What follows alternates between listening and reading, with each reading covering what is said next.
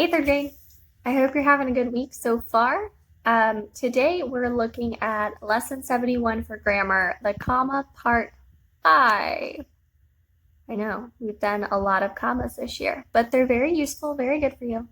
So today we're looking at interrupting elements, introductory elements, and afterthoughts. Okay, and really a lot of you already use these in your sentences.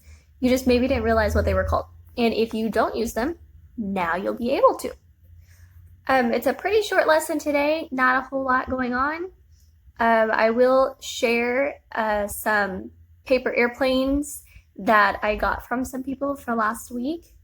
So they sent me pictures of some of the airplanes that they created for the Fun Friday activity.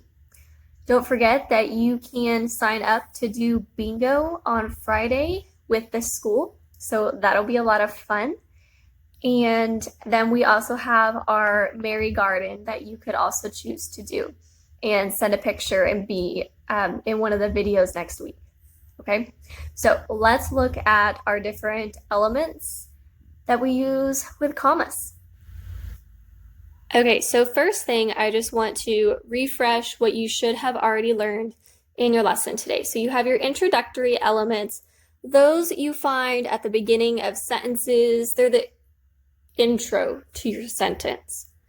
Then you have your interrupting elements. They're in the middle. They interrupt. And then you have your afterthoughts, which are at the end. They're after the main part of the sentence is finished.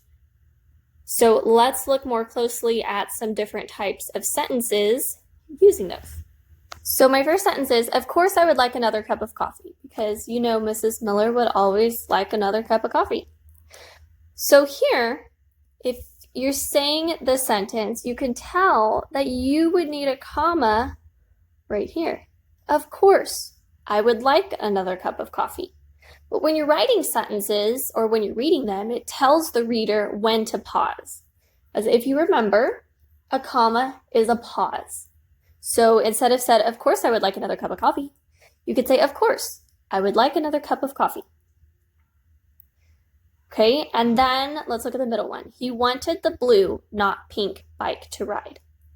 If I add my commas to offset my interrupting element, this sentence is a lot easier to read. So he wanted the blue, comma, not pink, comma, bike to ride. So he wanted the blue, not pink, bike to ride. It helps the sentence be more fluent. It helps it make more sense. So the storm was loud and powerful last night, right? So this last sentence, that's not quite a question the way it is. However, if I add my comma here, it's turning my sentence into a question by having that afterthought. So this is my thought. My afterthought turns it into a question because I'm asking you if you thought the storm was loud and powerful. Okay, not all afterthoughts will turn statements into questions, but they could possibly do that. One of the most important things to remember is to put your commas in logical spots. So you can't just put a comma wherever you want. If you have the introductory element, it's going to be after the introductory element. If you have the afterthought, it's going to be right after the sentence, before the afterthought.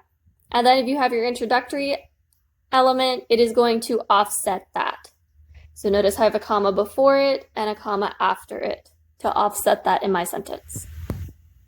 Okay, guys, I hope those were helpful examples. Like I said, don't forget your commas.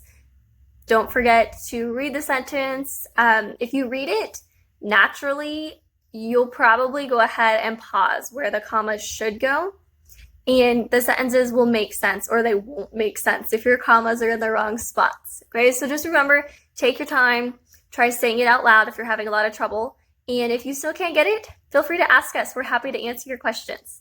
Okay, so I hope you guys have a fantastic week, and have a great weekend. Bye, guys.